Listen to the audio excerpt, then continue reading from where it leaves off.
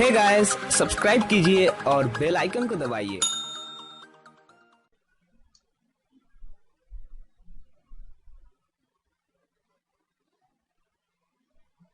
Yes, congratulate yourself for taking decision to join this magical session, and you will learn a lot of things here.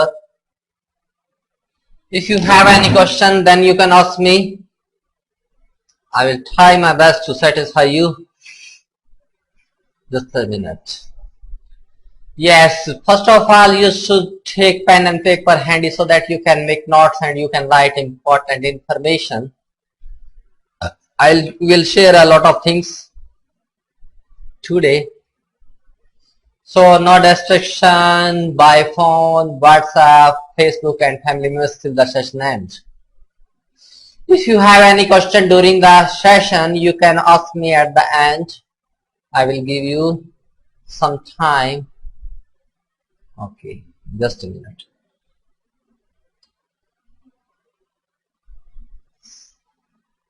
Yes, be के uses चल रहे थे दोस्तों आपके सामने। इजेएमआर वॉजवर के क्या पेरो हैं, तो इसमें इजेएमआर कॉम्प्लीमेंट, वॉजवर कॉम्प्लीमेंट, इजेएमआर के बाद आईएनजी फॉर्म, इजेएमआर के बाद बीइंग थर्ड फॉर्म, इजेएमआर वॉजवर के बाद टू प्लस वर्ब पांचवी फॉर्म जो है, इजेएमआर के बाद टू बी थर्ड फॉर्म जो कि इसका पैसिव वॉइस था, और इजेएमआर वॉजवर के बाद थर्ड फॉर्म, ये भी पैसिव वॉइस के स्ट्रक्चर है।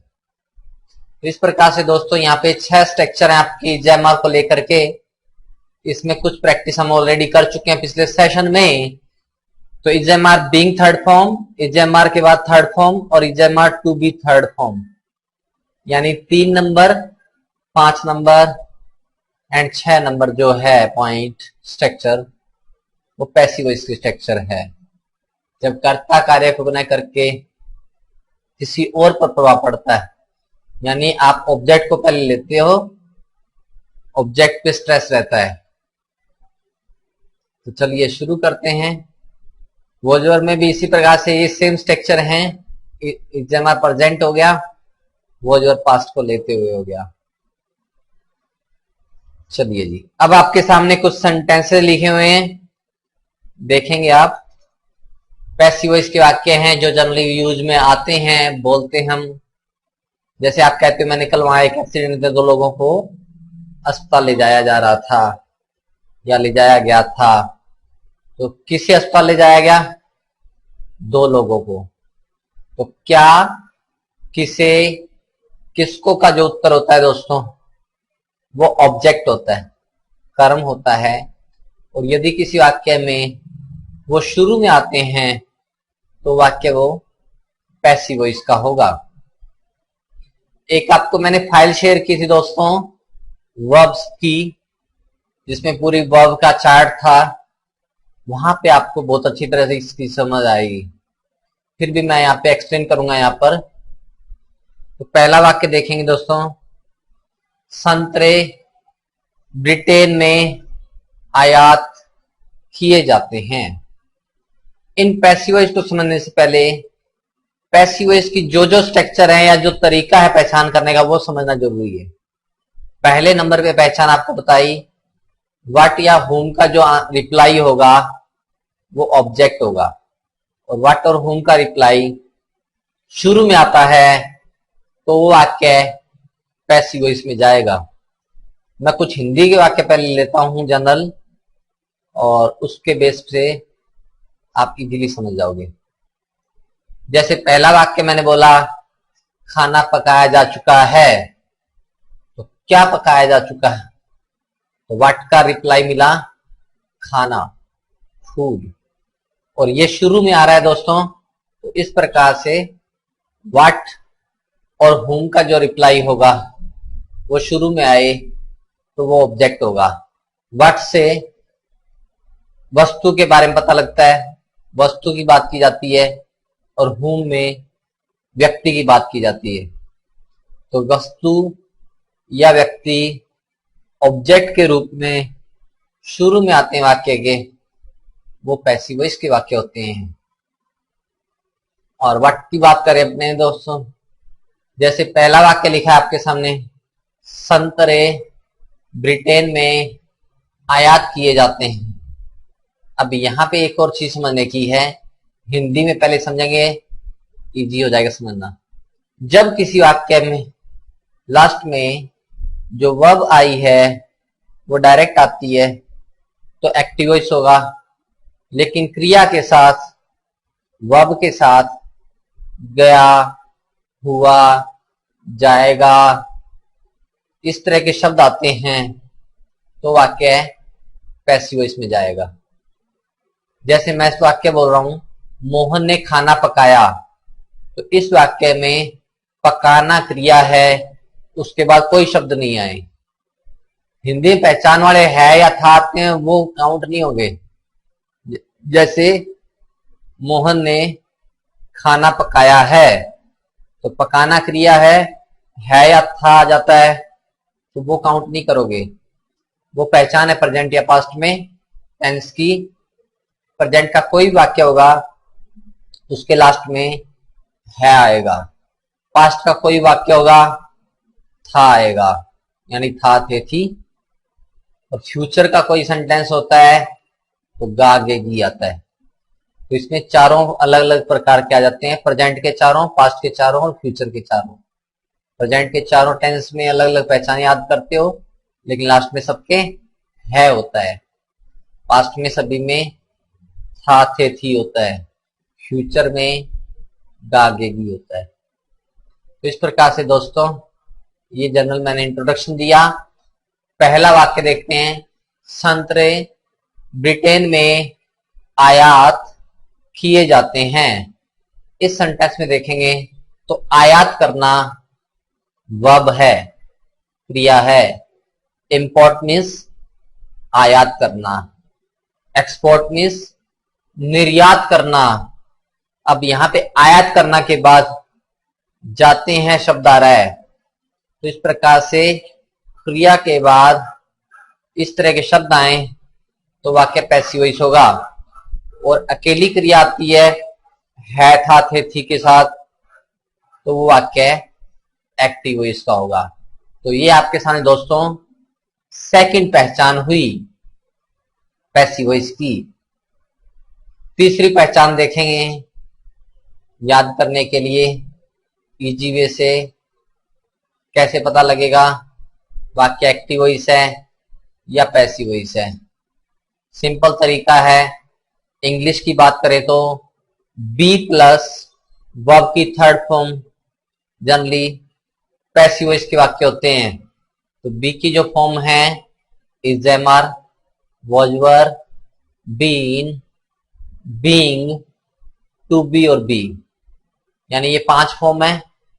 टोटल शब्द हुए 9, यानी इन शब्दों के बाद वर्ब की थर्ड फॉर्म आती है और क्या किसे किसका उत्तर शुरू मिलता है तो वाक्य पैसिव वॉइस का होगा।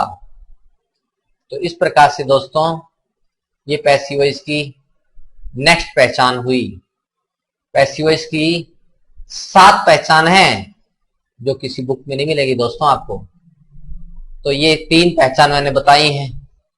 इस चीज को, फाइल को, नॉलेज को मैं पैसिव वॉइस टॉपिक के पॉइंट को शेयर कर दूंगा आपको, और इजी हो जाएगा समझना। तो यहां दोस्तों देखेंगे संतरे ब्रिटेन में आयात किए जाते हैं। तो इस वाक्य में देखोगे क्या आयात किए जाते हैं, संतरे। तो वस्तु का आ गया आपके सामने, क्या का उत्तर संतरे। तो इस प्रकार से वाक्य पैसिव वॉइस का हुआ। और लास्ट में ता है, ते है, ती है आता है, प्रेजेंट इंडेफिनिट होता है। प्रेजेंट इंडेफिनिट में फर्स्ट फॉर्म आती है। आपको टेंस में कुछ नहीं लेना, मैं जनरली इंट्रोडक्शन के लिए बताता हूं आपको। स्पोकन में आपको ये चीजें रटनी नहीं है, डायरेक्ट समझेंगे। तो ता है, ते है, ये पढ़ा होगा आपने कभी, तो डायरेक्ट आते हैं तो वो क्रिया में एक्टिव वॉइस है। और किया जाता है, किया का अर्थ वर्ब से है, जैसे आयात करना हो गया इसमें, तो ये क्रिया होगी प्लस जाते हैं शब्द आ रहा है, वर्ब की फर्स्ट फॉर्म है, पैसिव वॉइस बना रहे हो इसका, पैसिव वॉइस का वाक्य है ये। पैसिव वॉइस में क्या करोगे, बी प्लस थर्ड फॉर्म बोला है, तो बी की फर्स्ट फॉर्म क्या होती है दोस्तों, इज़ेमार। तो ऑरेंजेस संतरे आपके प्लूरल शब्द हुआ, इसलिए उसके बाद आर का यूज किया गया है। इज़ेमार में से आर लिया गया है, आगे थर्ड फॉर्म। तो एक्टिव से पैसिव वॉइस बनाना बहुत आसान है, बी की फॉर्म याद होनी चाहिए। सिंपल देखेंगे, वर्ब की सेकंड फॉर्म का वाक्य लेंगे कोई भी, उसको पैसिव वॉइस में चेंज करोगे तो बी की सेकंड फॉर्म आ जाएगी। और बी की सेकंड फॉर्म होती है दोस्तों वॉज वर। तो यानी कि पास्ट इंडेफिनिट का पैसिव वॉइस बनाते हो, यानी सेकंड फॉर्म वाले वाक्य को पैसिव वॉइस में चेंज करते हैं तो was were plus third form आती है। ये चीजें आगे डिस्कस करेंगे अपने दोस्तों। चलिए आगे बढ़ते हैं। तो oranges are imported into Britain. Imported by नहीं आएगा दोस्तों, आयात किए जाते हैं, जो ब्रिटेन में लिखा हुआ है आपके सामने, उसके लिए इनटू आएगा। इंपोर्ट अपने बाद इनटू लेता है। आगे चलते हैं। इन कमरों को कितनी बार साफ किया जाता है, तो कितनी बार के लिए फ्रीक्वेंसी बताने के लिए हाउ ऑफन वर्ड यूज करते हैं। तो how often are these rooms cleaned. अब दीज रूम्स प्लूरल था, इसलिए हाउ ऑफन के बाद आर का यूज किया गया है। लास्ट में ऊपर ट्रांसलेशन हिंदी जो दी है, किया जाता है लिखा है, तो इस प्रकार से किया जाता है वाले वाक्य में इज़ेमार प्लस थर्ड फॉर्म यूज करते हैं।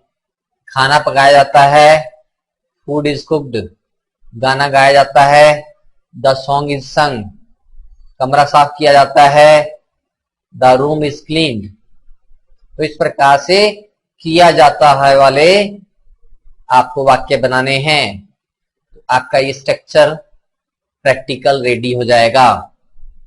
तो इस प्रकार से सेकंड वाक्य हुआ।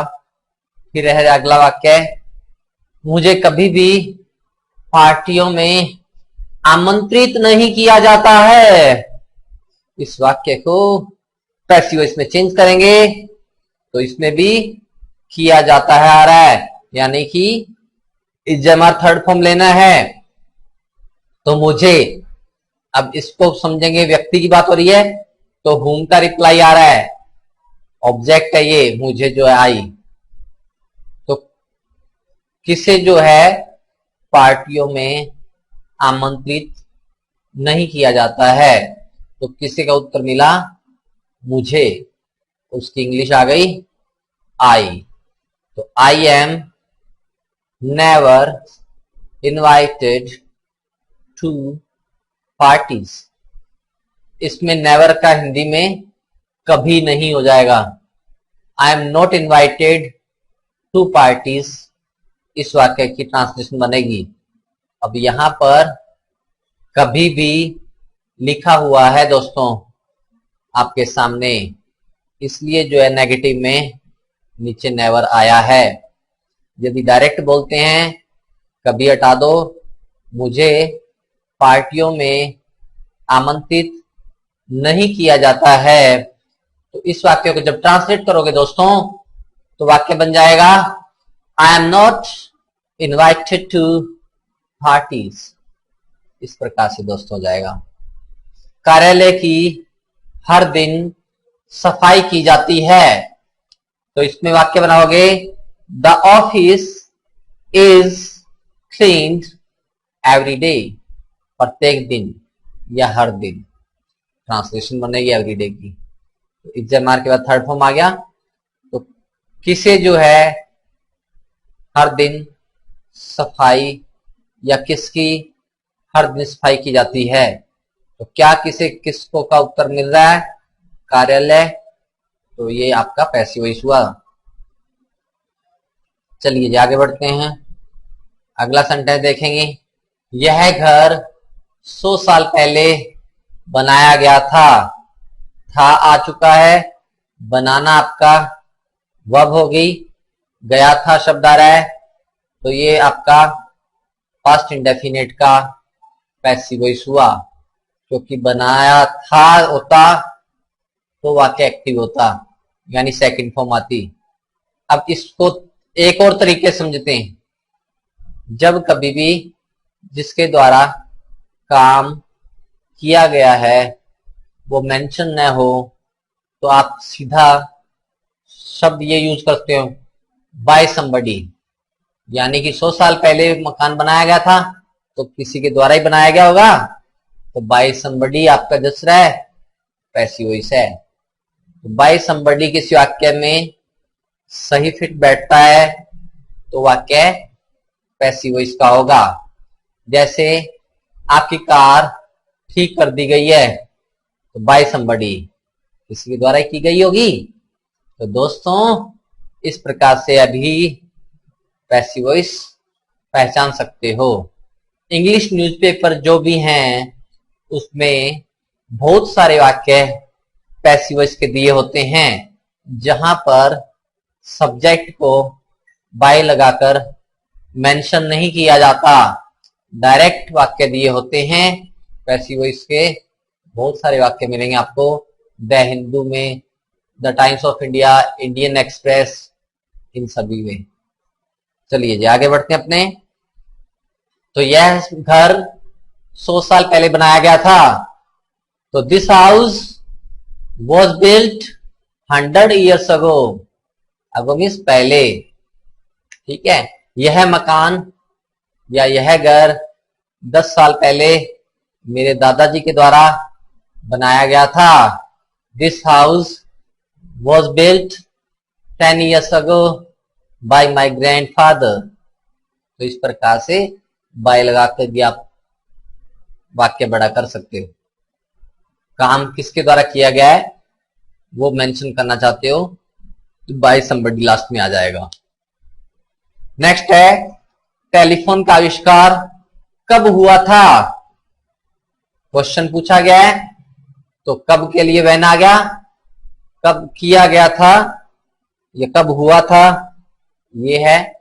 तो when was the telephone invented, आविष्कार के लिए इन्वेंट की थर्ड फॉर्म हो गई। तो इस प्रकार जो भी इन्वेंशन हुए हैं उनको लेते हुए इस तरह के वाक्य बना सकते हो क्वेश्चन पूछने के किसी से। तो when was the telephone invented.